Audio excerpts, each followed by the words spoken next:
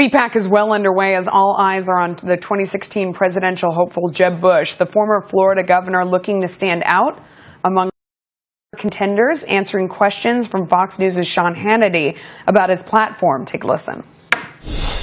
Over time, we have to start being for things again. And I think what we need to be for is a strong national defense where we are committed each and every day to protect the homeland.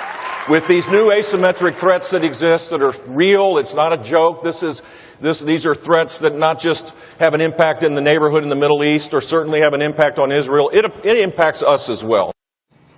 Here to discuss, Vince Colognes from the Daily Caller and Geraldo Rivera, host of Geraldo at Large. Geraldo, what did you think of what you just heard? Well, first of all, I think Sean Hannity is the most attractive and could be the best funded candidate. I would vote for him in a heartbeat.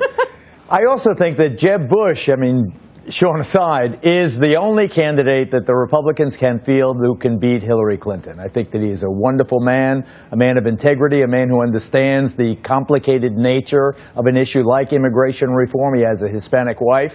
His son, George P., is the highway commissioner or something like that in Texas, fluent in Spanish. That's the way the Republicans can win. He's the person that can lead the party, and I'd be proud to vote for him.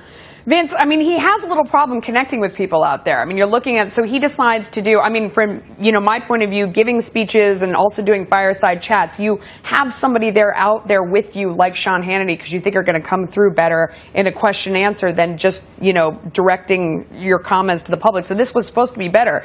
And it's still, what we played even seemed a little stilted. He's got an uphill battle. Yeah. He does have an uphill battle. This is totally a messaging battle for him because regardless of the rightness of his ideas, whatever that might be, certainly it's the delivery of the message that's the big challenge for Jeb Bush. Because if you listen to that audience and you hear and we're going to hear more of this throughout the day, these clips of what Jeb Bush had to say with the audience there at CPAC, it's not a very warm welcome. This guy is not being celebrated across.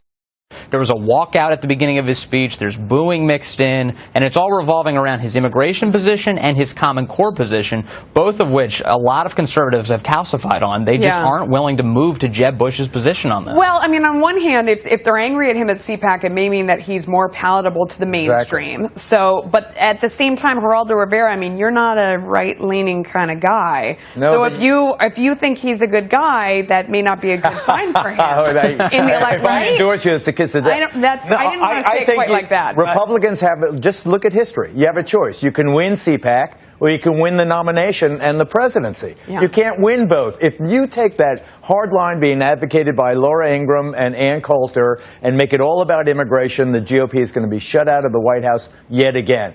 Jeb Bush, I disagree. I thought that he was much more animated than I had seen him previously, a lot less wooden than he had been. He came out as feisty as he possibly can, and his brother George W. and his dad George H.W. weren't exactly tap dancers.